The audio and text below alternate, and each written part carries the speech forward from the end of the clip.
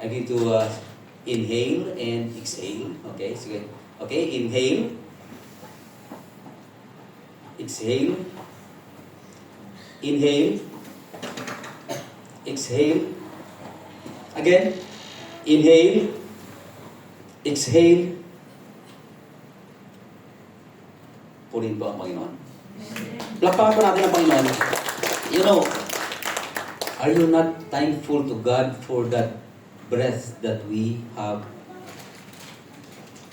That the word of the message, that's the message of the song that tells us that with every breath that we have, it talks about the goodness of God in our lives. Our God is so good.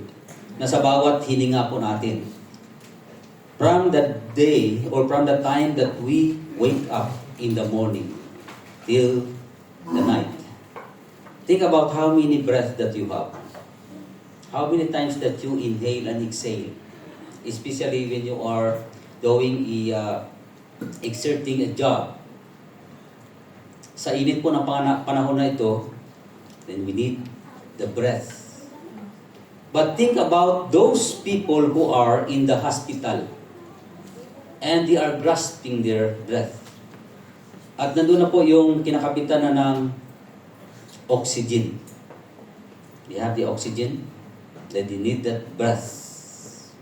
And that every breath that they have, there is a cost. They pay for it. But what about the breath that we have that is freely given to us by the Lord?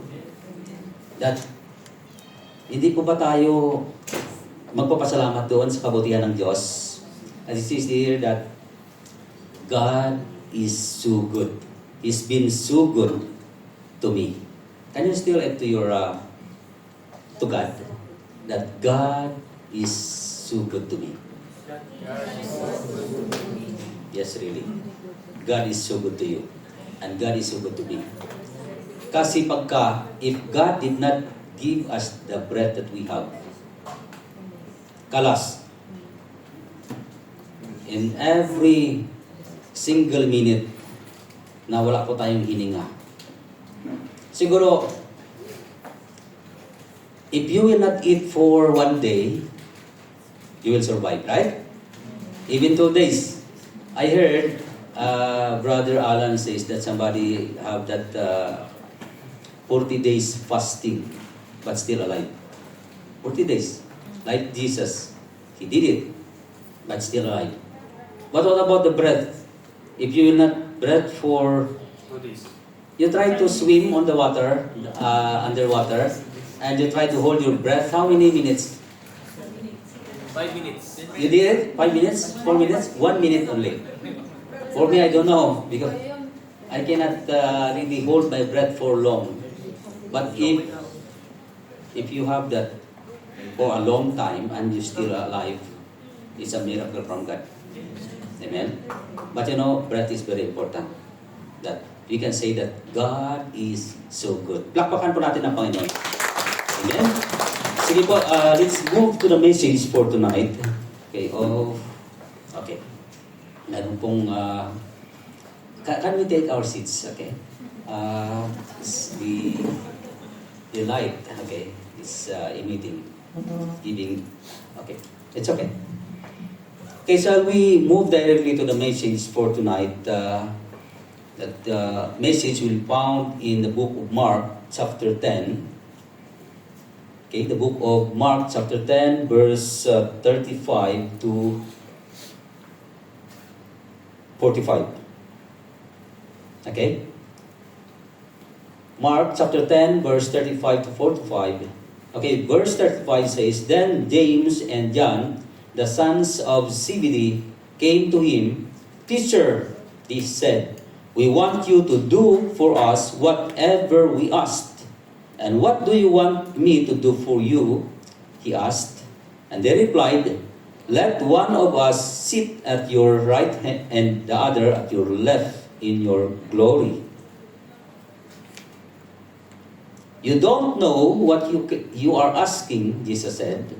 Can you drink the cup I drink or be baptized with the baptism I am baptized with? We can. They answered, and Jesus said to them, You will drink the cup I drink and be baptized with the baptism I am baptized with, but to sit at my right or left is not for you to grant. It's not for me to grant. This place belongs to those for whom they have been prepared. Next, 41. Then the 10 heard about this, and they became indignant with James and John. And Jesus called them together and said, You know that those who are regardless rulers of the Gentiles lord it over them, and their high officials exercise authority over them. Not so with you. Instead, whoever wants to become great among you must be your servant. And whoever wants to be first must be slave of all. For even the Son of Man did not come to be served, but to serve, and to give his life as a ransom for many. Shall we close our eyes and let's pray? Heavenly Father, we are so thankful, O God, for today, for bringing us in this place, O God. O Lord, to experience your goodness in our lives. Indeed, O God, that you are so good. You said, O God, your word, that taste and see that the Lord is good. Indeed, O God, that you are so good. And we want to experience that goodness by putting our trust in you, by observing, O God, what you have commanded us to do. And tonight, O Lord God, we pray that you may humble ourselves, O Lord, so that your name will be exalted. O Lord, we come before you, nothing, O God, but you are the great God. And that greatness, you want us, O God, that we declare and proclaim your glory and your honor, O God, and no one can take that. It is you alone, O God. Lord, greatness belongs to you. Power belongs to you. Blessed be your holy name. You are great God and most worthy of our praise. We adore you, O God. For in Jesus Christ's name we pray. Amen and amen. And hallelujah. So, greatness in the kingdom of God is not achieved as the world through worldly measures of powers and status, but through humility and service, particularly to those considered as little ones. Jesus teaches becoming like the child, okay, characterized by humility and dependence, is essential for entering the kingdom and experience true greatness. The idea of greatness in the kingdom of God is fundamentally different from worldly notion of success. It's not about status or power, but about serving others, reflecting God's love, and prioritizing the needs of those around us. So, the message that I want to discuss for tonight is about true greatness. The true greatness. Ang tunay na kadakilaan, ang greatness sa Tagalog po ay kadakilaan. If it is great, dakila. Greatness, kadakilaan. Okay? Ang tunay na kadakilaan sa karya ng Diyos ay iba ka sa kadakilaan na kinikilala ng mundo. The greatness that the world know or introduced to us is different from the greatness in the kingdom of God. Sa mundong ito, maituturing ka na great kung ikaw ay mayaman. Kung mayroon kang kayamanan. If you have that great wealth, and then you will be considered as great in the sight of men. Pag ikaw ay nasa mataas na posisyon sa katungkulan, then you are great. Pag ikaw ay mayroong abilidad, or you have that ability, the world consider you as great. Pag ikaw ay kilala, famous, kilala ka sa buong mundo, then the people or the world considered you great. Pero sa kaharian ng Diyos ay iba. It's different from the kingdom of God. Amen? Ano nga ba talaga ang tunay na kailangan natin bilang lingkod ng Diyos upang maging ganap na dakila sa paningin ng Panginoon? What we gonna do? Okay? In order for us to become great in the sight of God. Amen? Una, dapat natin malaman ang tunay na kailangan po natin. We need to know what we needed. Ano ba yung ang tunay na kailangan po natin? Sa katunayan, marami po tayong mga kailangan. There are so many things that we needed in this life. Okay? Literally, sa mundong ito, marami po tayong mga kailangan. That's why, marami tayong mga kahilingan. We have so many, what we asked for. We are asking for so many things. Mga kahilingan. Okay? Marami tayong mga pangarap. Sino pa dito yung walang pangarap? Wala po, may mga pangarap. Amen? Ano po ba yung mga pangarap po natin sa buhay? Marami po ang mga pangarap. Siguro iba-iba. Kahit yung bata, tanungin mo. Even the child, when you ask, what do you want? Okay? When you grow up. Bakit ka nag-aaral ng ganun? Bakit? It is because of that tinatawag na pangarap. Yes? Mayroon po tayong mga pangarap. Or we have that dreams in life. Right? Mayroon tayong gustong maabot sa buhay. Yeah? Mayroon tayong we want, okay, something that we achieve in our life. Mahirap kasi magta-translate pa sa okay lang po. Okay. I'm trying to translate it so that my brother can relate to us. Okay? Marami tayong gustong maisakatuparan sa buhay. Yes? Something like the same. Na marami tayong gustong maabot that we can achieve something in our lives. And we have we want dreams to come true. Yes? The things that we ask for. We dream for something. And we want the dreams to come true. Yes? Yung anak ko dati, tinatanong, ano bang gusto mong yung course? Yung sabi naman ng anak ko, I want a doctor. Magkano doctor? How many years is doctor? 10 years. Ilang years sa college? How many years in high school? How many years in elementary plus? 10 years. 10 years. Ilan na po yung edad mo doon? Yeah? Pero gusto po maabot. Why they wanted it? That is in their heart. Kahit po tayo naghirap tayo, naghihirap po tayo dito sa abroad, nagpakahirap, malayo sa pamilya. Why? Nagtrabaho ng sagad-sagad, puyat. Iba na pula-pula na yung mata. Di ba? Pero bakit? It is because of that something that we want to receive in life.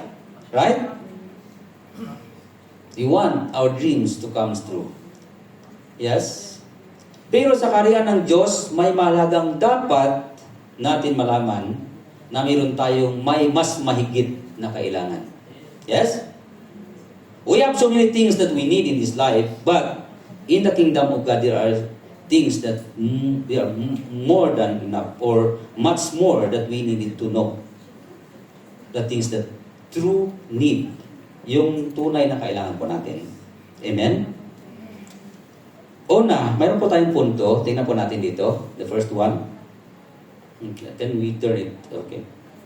Next, okay. We need to know the true need that we have. What are the needs that we have?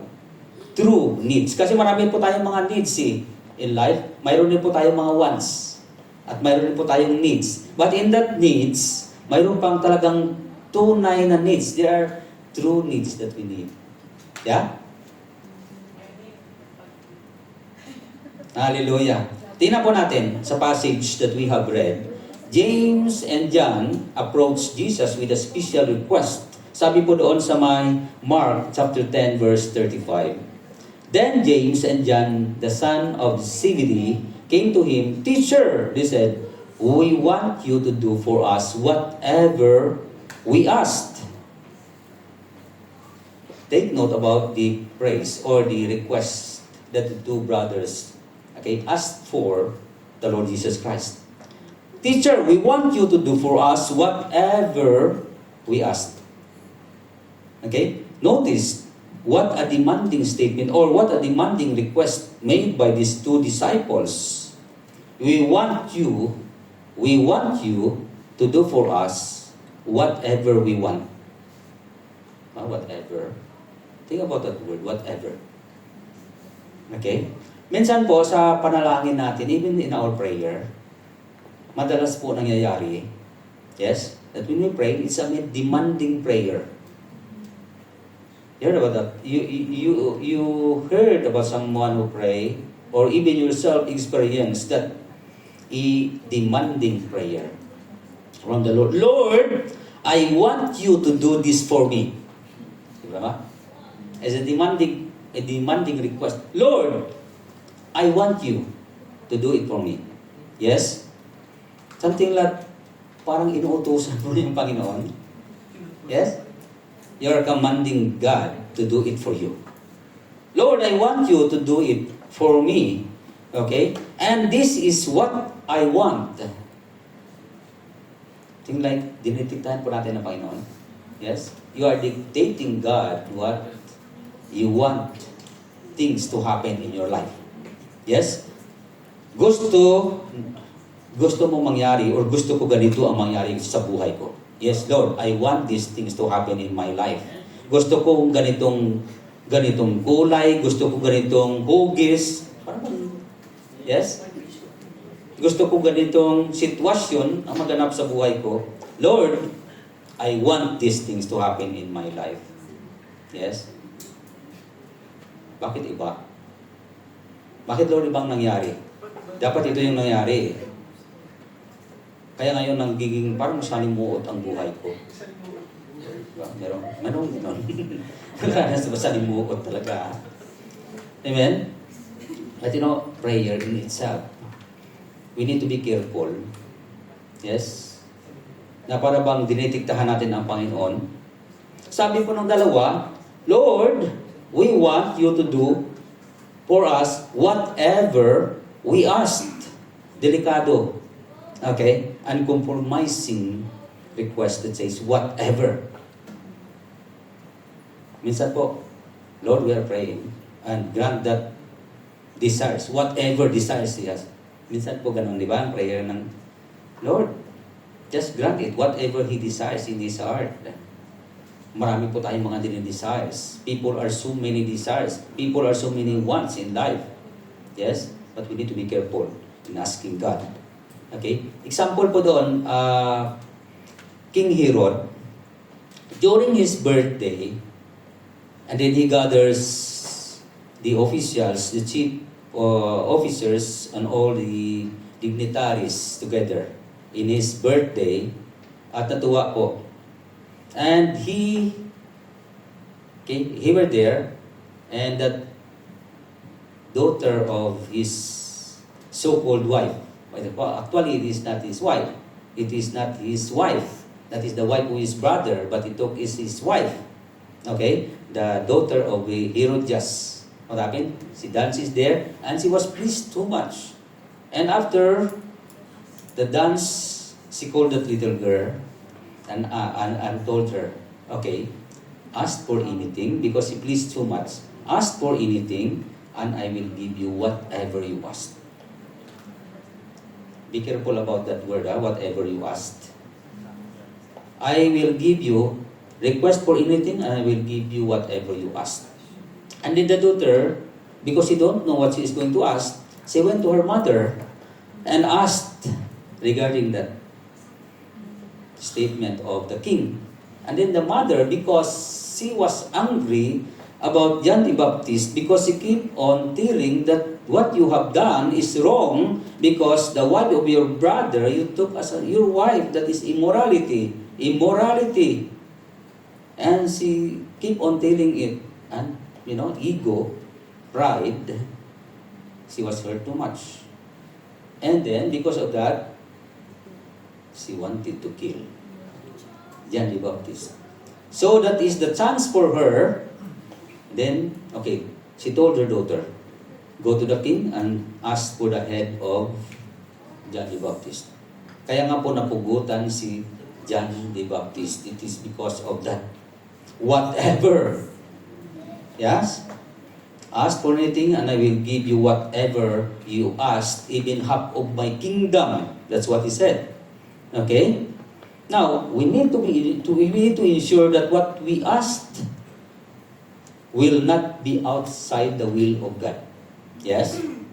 We have so many things to ask for, but we have to ensure that what we ask for will not be outside in the will of the Lord. And we have so many requests, but let that request, or let's say that, let the will of the Lord be done. Amen? Yes, I have, Lord, this is a request that I have, this is a prayer that I have, but let your will be done. Just like Jesus, Lord, let this cup of suffering take away from me, but not my will, but let your will be done. Yes? Amen? Lord, may plano po akong lumipat sa ibang company. Yes. Or Lord, I want to go home. Yes. I want to end my visa. But not my will. If your will to stay me here, I will. Yes? That should be our prayer. Amen? Hindi yung pangunahan po natin ng Panginoon. Hindi yung uutusan mo yung Panginoon, Lord, this is what I want. Yeah? Hallelujah. The two disciples don't fully understand what they asked for, and they are seeking position and power and honor, revealing the misunderstand of Jesus' kingdom. Yes? Idinamay pa nila yung kanilang mother. Alam niyo yung mother na sino pong mother? Who knows about the mother of John and James? Anyone here knows? The wife of CBD? Nakalimutan pa natin? Pangalan niya po, S. Sino po? Hindi po Sarah. Si Sarah po. Okay, Salome. Okay, yung wife of CBD, the mother of John and James. Okay? Now, their mother Salome also made a request for a special seat in Jesus' kingdom. And they came together with her two sons, kneeling before Jesus and said, "Grant, Master or Teacher, grant these two sons of mine to sit one on your right and the other is in your left, in your kingdom." And this is the request that they made. Okay? Her mother. They came together. So, apparently, mother and sons were in agreement in requesting the place of honor. Magsama po sila. Okay? Kinuha niya po yung mother niya. Parang wasta. Alam niyo yung wasta? Okay? When you go to someone who is, you're asking favor, and then you ask someone to have that or a wasta for you. Backer. Backer pala, no? Wasta. Okay? Sino po sa inyo dito ang lumalapit kay mayor? Ayun. O kay governor at humihingi ng pabor. Mayroon po dito? Ayan. Naka? At mayroon pang wasta na kasama. Mayor, pwede ba bigyan ng trabaho? Okay? You're asking for favor for those who are in authority. Yes, okay. You went to mayor or to governor or even to those who are in authority to give you favor, to give you work or position or a support. Yes? Mayroon pong mga nagaganap na ganon. Yes? Mayroon pong nagaganap. There are also happens that people went to a manager of a company. Lalapit doon sa manager, and then gusto lang may pasok yung anak, may pasok yung kapatid, yung pamangkin, yung kamag-anak. And they are asking for favor, if you could just hire my son, my nephew, or yes, your relatives to that certain job na kahit walang experience, pasok. Nakita mo yan?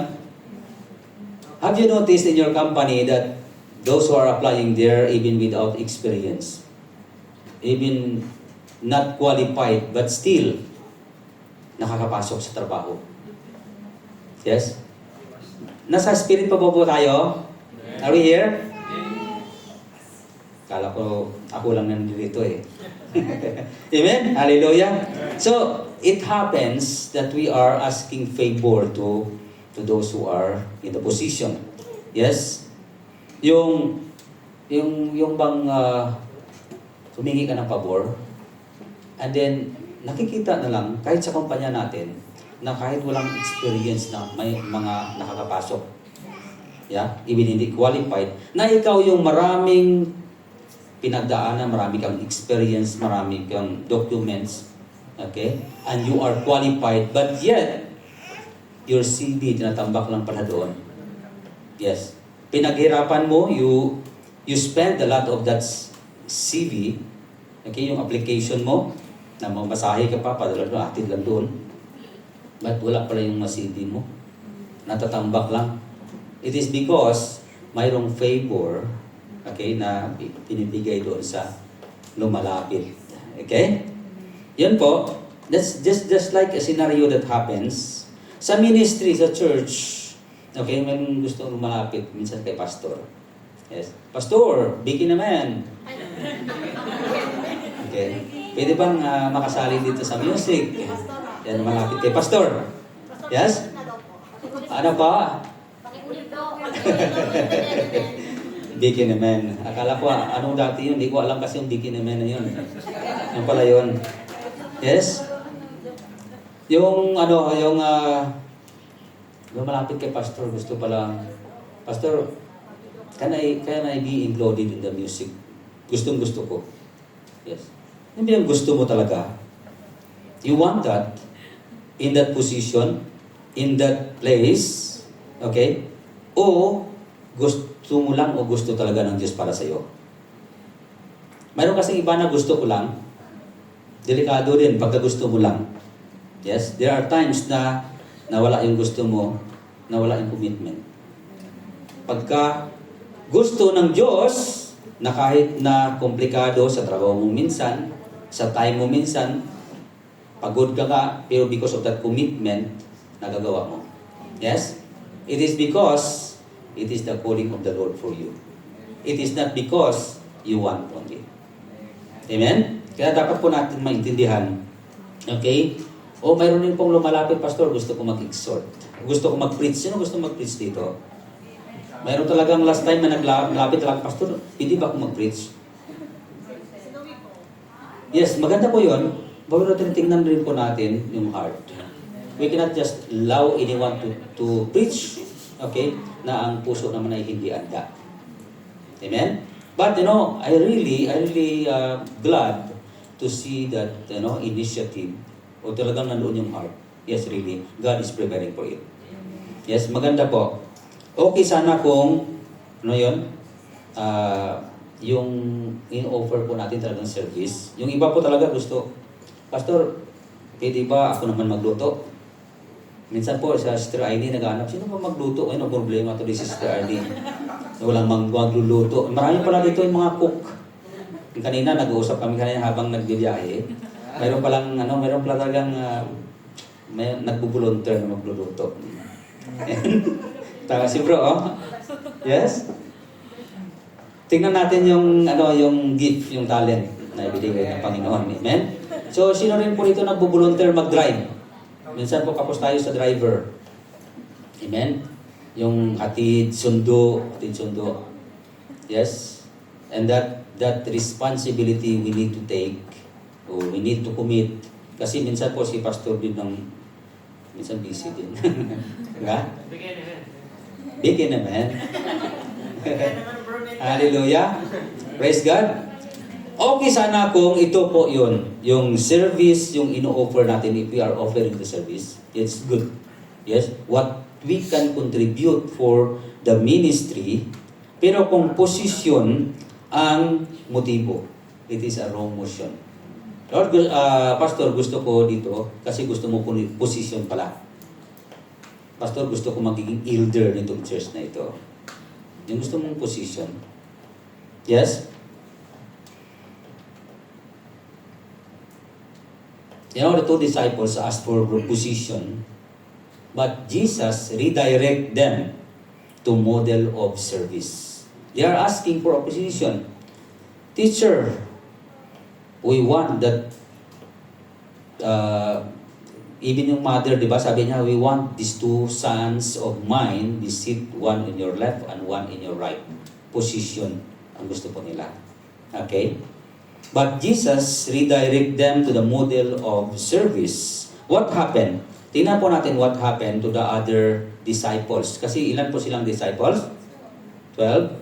2 came to Jesus to ask that position. What about 10?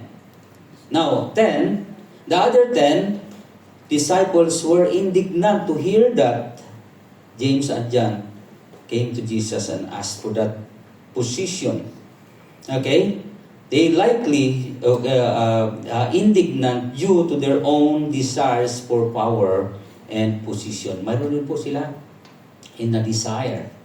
Akala nyo ba si John and James lang ang may gusto ng position? Maging ang 10. Yes. Kaya nga sila nagagalit, they were so indignant with John and James because they wanted also the position. Yes? They want position. You know, in our government, what happened? Many people are fighting to have the power. Nagkagulo-gulo yung sa gobyerno. It is because they want power. They want to enter into politics. Okay? Why? Why they are criticizing other? Putting blames to other. Hating to the other. Okay? Throwing words that is not desirable to others because they want to have that power. They want to be in that position also. Yes? Hindi pa nga tapos. 2008 pa ang election. Ngayon pa lang pinag-usapan na puro election. Puro na lang politics. Yes? That should not be. Ang dapat po bang pinag-usapan ngayon, it is for the improvement of our nation.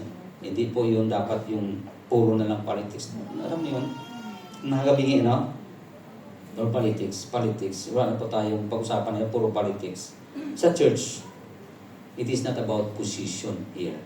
About servanthood. Amen? Paglilingkod sa Diyos. Hindi dahil ikaw yung leader, ikaw yung pastor, ikaw yung napakatagal na dito sa church, ikaw yung bossy. No, that is not. It is not like you are a bossing here. Okay, I am senior here in this place. No, that is not. Amen? Hallelujah. So, in our government, people wanted to have in that position, to be in that position. Okay? Gusto rin nilang umupo sa katungkulan para magkaroon ng kapangyarihan. And many others also wanted to be in that government position to have power, kaya po magulo ang politika. Yes, really. May nabalitaan mo ba yung, kahit yun sa aming lugar, may mga yung binabaril. Bakit po? It is because of that politics. Amen? They want to have in that position, to be in that position. In Mark 10, chapter 41, ano pong sabi doon? Okay, narito tayo.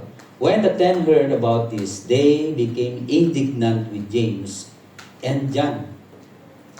When the other disciples heard this, they became indignant with John and James, filled with anger. Okay? Kasi gusto rin nila ng position, gusto rin nila ng kapangyarihan.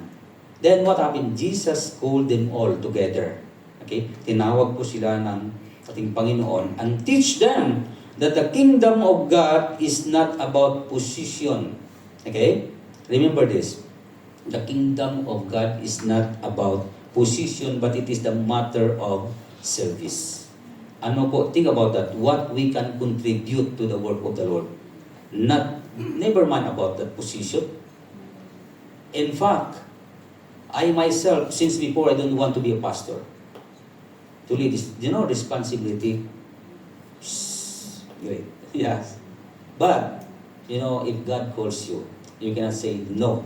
Isaiah says, here I am, send me. Yes? Amen? But, to have in that position, really,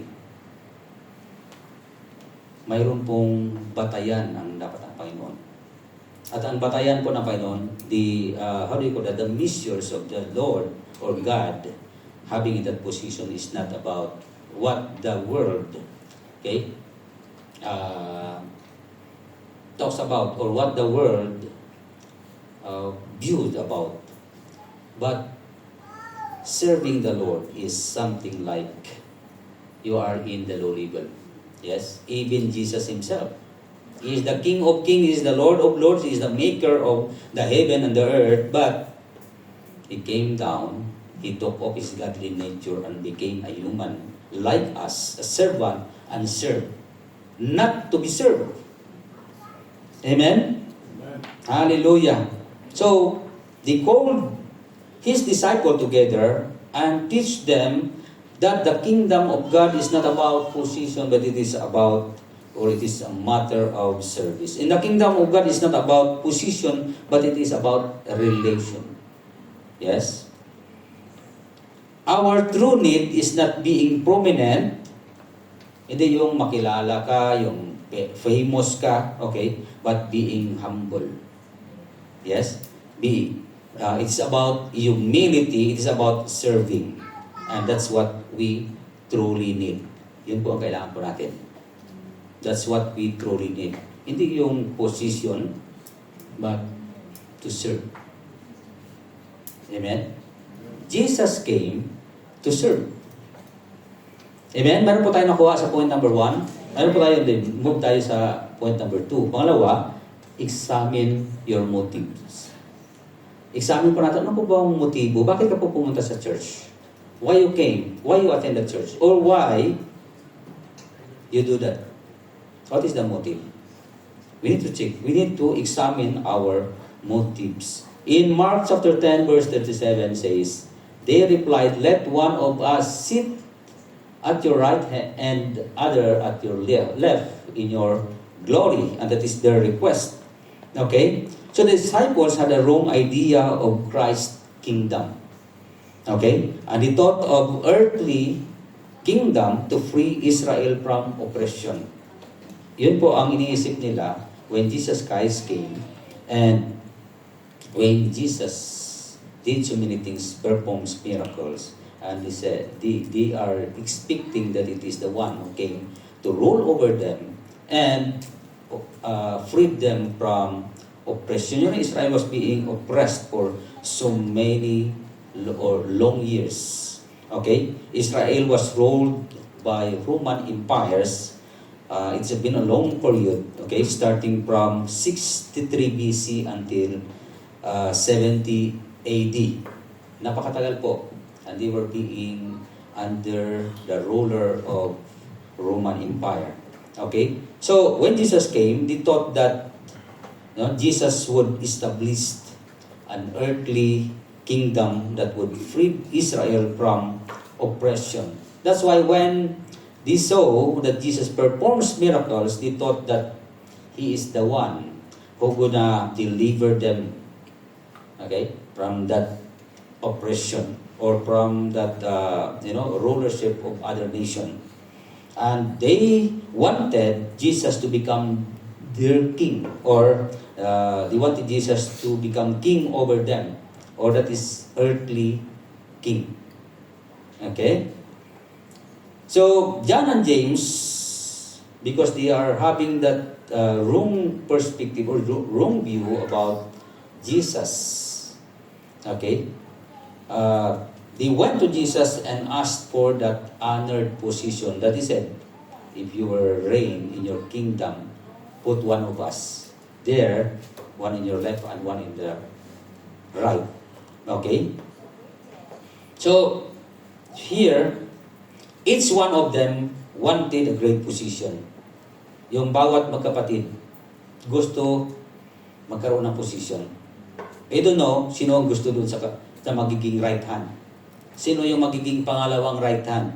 Ano tawag dito yung nasa left kasi yung secondary na lang siya, di ba? Mayroon talagang right hand. Halimbawa, mayor. Sino yung right hand ni mayor? Sino yung kasunod doon? Or vice mayor? Or doon sa mga makapangyarihan ng mga businessman. Okay, meron siyang may mga escort, may tawag doon, may mga security, na meron talagang right hand siya. Yes, sa kanyang business, meron siyang pinagkatiwalaan. So yan po ang gusto ng dalawa. Okay, put one of us, one of your in your right and one in your left. But they don't know really, they didn't fully understand what they are asking for. Yes, hindi po nila naintindihan. Amen? So, what if each one of them want to sit at the right? Ako yung matanda eh. Ako yung magiging kanan. Yeah? Yung isa gusto din, ayaw rin magpano. Ako yung pogi eh. Ako yung dapat. Yeah? Yes. Hallelujah. Now, may mga kapatid, there are brothers who are fighting. It is because of position. Yes.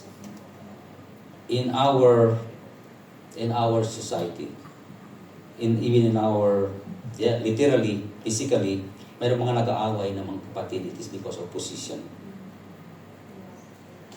Yung kapatid niya kakampi pa sa other partido. It is because of, may mga agenda na hindi po natin tarok maisip. Yes? So, nag-aaway. They are fighting each other. It is because of that position. Remember, Joseph and his brother. Joseph was being sold by his brothers. Yes? Because they were indignant, or they were angry, or they were jealous towards Joseph. Because Joseph, having a dreams, having that,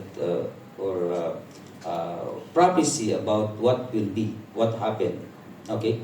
Sino yung maglilingkod? Yung mga kapatid niya, they will bow down unto him.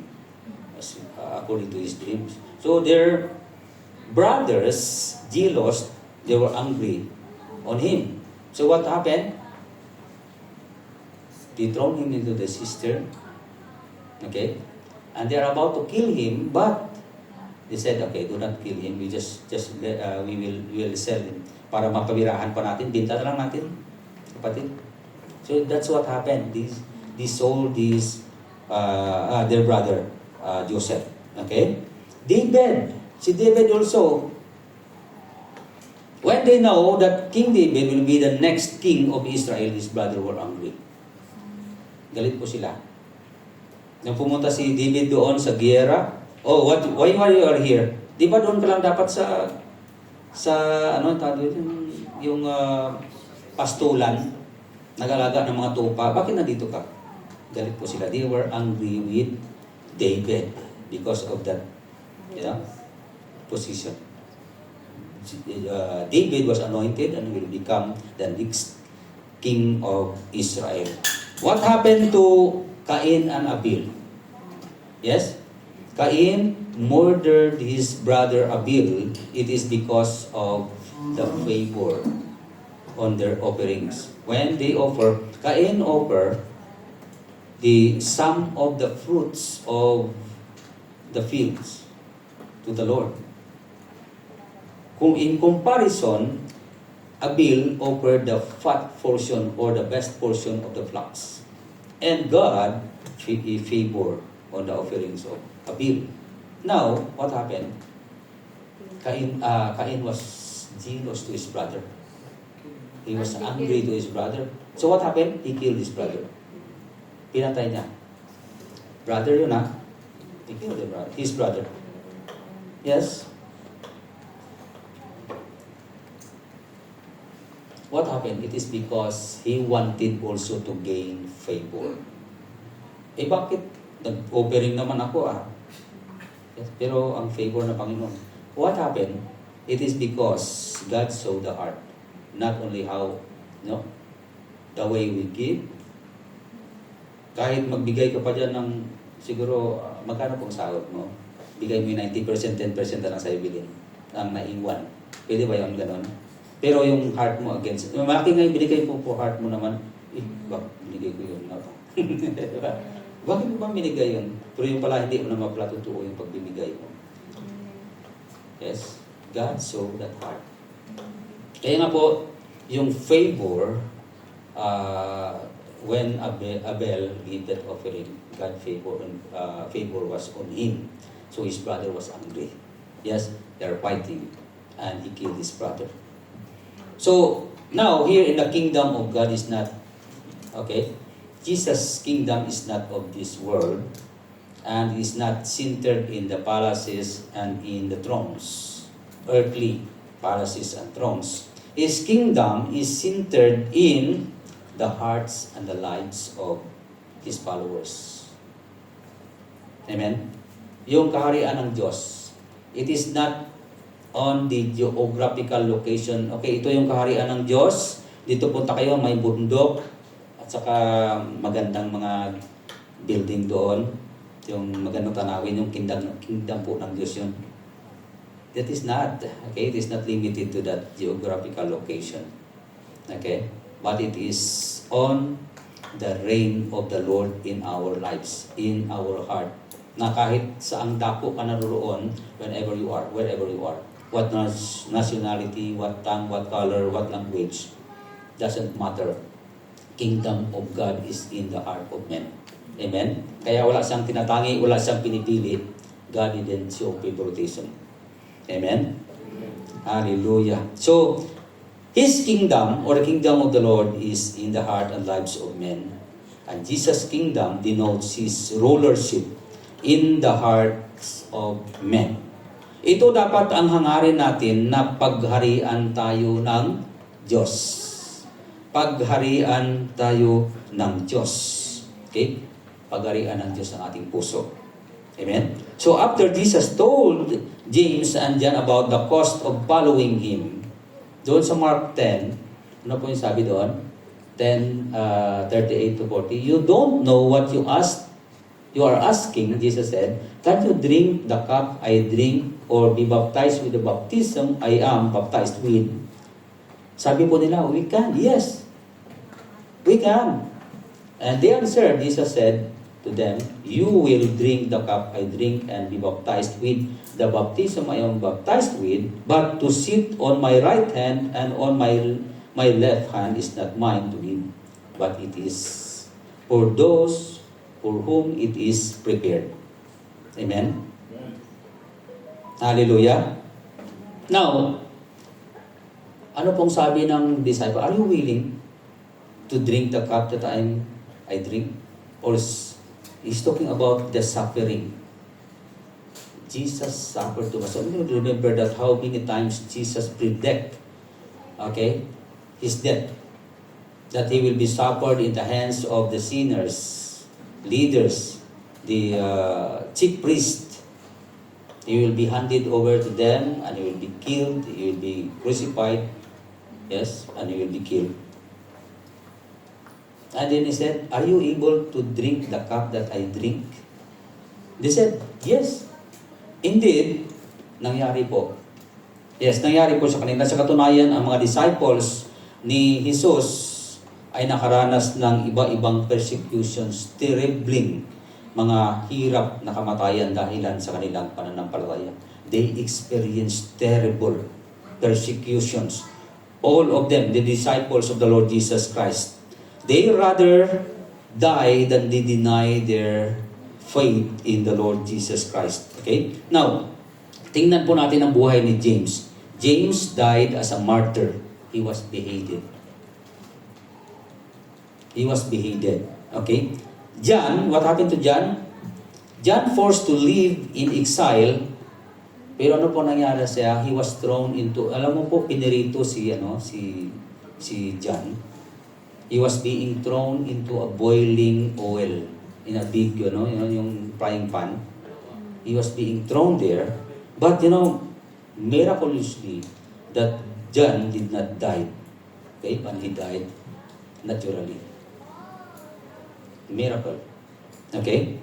What about Peter? Peter was crucified upside down. Pabaliktad. Crucified. Jesus was being crucified on the cross. nail on the cross, but nauna yung ulo, but si Peter po nauna yung paa. Grabe. Intindi po. And they did not deny their faith in the Lord. They rather die than to deny their faith. Okay? Tingnan pa natin si Paul. Paul, yung mga ngaral, yung una ay siya ang persecutors of the church. And later on, he became a zealous servant of God, messenger of God. Okay, spreading the gospel. But what happened to Paul? He was beheaded. Pinugutan din siya. Okay? Andrew was crucified upside down. Ganun din, upside down din. But, Andrew didn't die for 2 days. Kahit na nakabaliktad yung kanyang pagkatali, yung kanyang pagkapako, pero hindi siya namatay 2 days. 2 days he didn't die, but while he is kneeling on the cross upside down, he's still preaching the word of the Lord. Grabe po yung kanilang pananampalataya. He's still preaching the Lord, the word of the Lord while he is kneeled on the cross, or in how he is being kneeled upside down. Okay? Mahiya naman tayo sa mga naunang apostles. Sila, ang tindi po naranas nila, but they did not deny the Lord Jesus Christ. Many of us that kaunti lang yung naranasan natin ng mga pagsubok, surrender ka agad. Hindi na nga atin ang church. Yeah? Matthias, what happened to Matthias? Sino po ba si Matthias? Sino yung Matthias? Matthias is the one who replaced Judas Iscariot. Yes? Is the one who replaced Judas Iscariot. Okay? Matthias was stoned and beheaded. Binato na, pinugutan pa. Grabe po. Tingnan po natin yung mga disciples na ito. Thomas and Matthew. Matthew died by stabbing. They were being stabbed to death. Pinaggan siya. Think about that. What happened to them? Si Bartolome. Ito mas masakit si Bartolome. Binalatan si Bartolome na buhay. He was being peeled off. His skin was being peeled off while he is alive. It's very terrible. That happened. Yes? Mark. Mas matindi yung kay Mark. Mark was also very terrible. What happened to him? He was being tied by the rope. Okay? In his arm, his feet. Okay? And tied into the horse and allowed the horse to run away. Yung mga katawan niya pugutay-gutay. So, tindi. Luke was died by hanging. So, kita po natin dito, disciples of the Lord Jesus Christ, they said here, what happened? Are you able to drink? You will drink the cup I drink and be baptized with the baptism I am baptized with? We can, he said. Okay, ma-appeal na po. Okay. So, rather, we are willing to die, than to deny their faith in the Lord Jesus Christ. So, tingnan po natin yung mga nagaganap sa ngayon, sa church. Our faith, really, there are so many people who are naka-experience ng mga pagsubok, problema, but they cannot endure. They just stop serving the Lord. It is easy for us to endure, to say that we will endure anything for Christ, yet, most of us complain about the most minor problems. Karoon po tayong mga kunting problema lang, then, nawawala agad. Think about the life of early disciples. We may say we are willing to suffer for Christ, but, minor problems you are not able to endure. So think about that. Okay? Now, question here, are we willing when in times of comfort? Or what about in times of discomfort? Okay? Are we willing to attend the church because we want to serve God, or even without being paid, without being recognized or without being receiving appraisal from others, and to have a deeper, okay, or to have a deeper relationship to our God. Amen? So let us examine ourselves. Okay, I'm running out of time actually, but I just want to give you one more. Okay, just to make it briefly. Okay, render your service to the Lord. Okay, Mark 10 verse 10:42. So that is our verse for today. Okay, says there that John and James wanted the highest position in Jesus' kingdom, but Jesus told them the true greatness comes in serving others. Yes? As Jesus calls them together and explain the true greatness in His kingdom to achieve through serving others. Amen? He teaches that the greatest among them should be the servant and slave to all. Amen? So, sa businesses, sa organizations, institutions, okay, or in other groups, measures greatness by personal achievement. Okay, but in the kingdom of God, service is the way to get ahead. Yung paglilingkod sa Diyos at sa kapwa. Amen? So, the desires to be in the top will be hinder, not help. Na gusto mong nasa taas ka, gusto mong ikaw yung head, ikaw yung boss. That is not, no, in the kingdom of God. Instead of seeking to have your needs met, look for ways that you can minister to the needs of others. Amen? A true service focuses on selfless action, emphasizes service or serving others out of love and humility.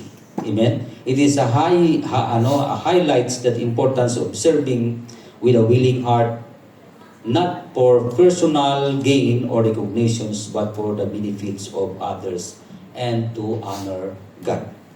Amen? Hallelujah. So, serving other. Jesus is a role model. He came not to be served, but to serve. Amen? So, in conclusion of the matter, James and John request prominent position in Jesus' kingdom, but Jesus redirect them to a model of service, emphasizing that greatness comes from serving others, sacrificing oneself just as the Son of Man came to serve and not to be served. Hindi yun sa karya ng Diyos yung tayo'y ang paglilingkuran. Amen? Kundi tayo yung maglilingkod. Amen? Jesus shows us that one considered to be great is the one who humbled himself and served others as he did. Amen? Sabi po doon sa 2 Peter chapter 1 verse 3, His divine power has given us everything we need for a godly life through our knowledge of Him who called us by His own glory and goodness. Ang tunay na kailangan natin ay ang mamuhay ng may kabanalan. Amen? Yun po ang nais ng Diyos sa atin. Ayon sa nais at pagkatawag ng Diyos sa atin. Amen? God has given us through His divine power, okay, everything we need for godly life. Mamuhay ng may kabanalan ayon sa gusto ng Diyos. That is what God has called us, to live a holy life. God wanted us not to think of higher than anyone else, but He wanted us to serve. Humility, humbleness. Jesus, don't imagine when Jesus came here, He didn't say that, oh, I am the creator of the heaven and earth. You have to bow down unto me. He didn't say that, I am the King of kings. You have to follow me. He didn't say that, I am the Lord of lords. And you should not bow to any other because I am the Lord of lords. Yes, that is what He said. But He demonstrate it in a loving way. Amen? He humbled Himself. in order for the world to know, in order to become a model, a role model for us to follow, a kind of life, a life that is life of humility. Shall we stand up and let's pray? I'm praying that tonight, any ego, any pride that is in us, anything that is blinding us as the world introduces the kind of service, the kind of life we have. Instead, God wanted us to live like a child. Humble ourselves before the Lord. So tonight, I want everybody to talk to the Lord. Ask God for the forgiveness. And tell God to help us. Lord, we need you to redirect our mind, our heart, into a kind of service, not position. Talk to God right now. Now, Lord, we want to, this is a kind of a request and not a command to the Lord. But Lord, grant us, Lord God, that our heart will follow after you. Help us, O God, to submit to your will, not our own wants, not our own will, but your will for us. Lord God, we commit unto you, Lord God, tonight. We humble ourselves before you. Mold us, O Lord God, to the kind of life that you want us to be. Yes, Lord God, hallelujah. Grant us, O Lord God, a kind of life. A life that serves and not look for that position. Yes, O God.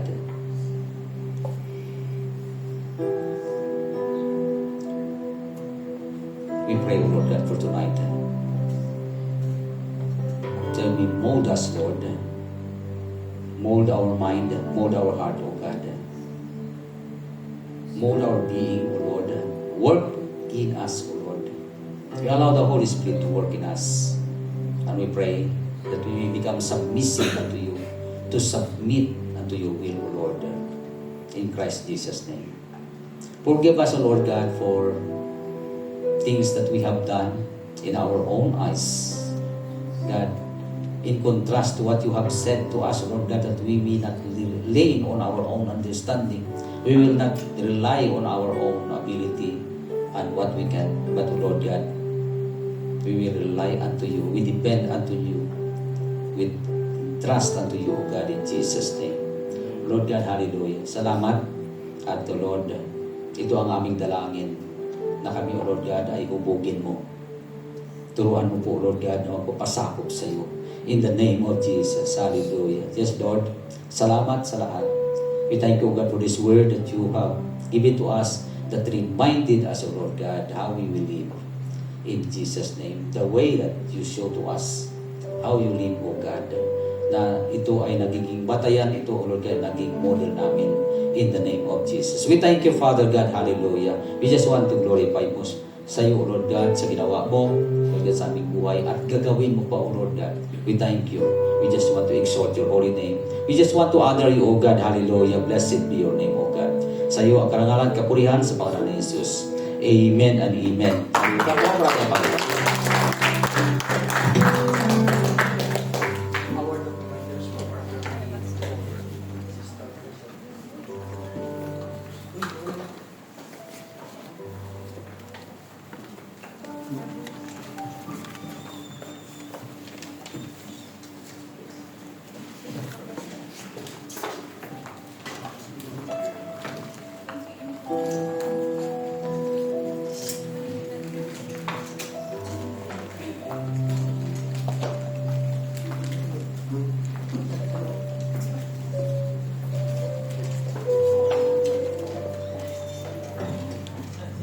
Praise.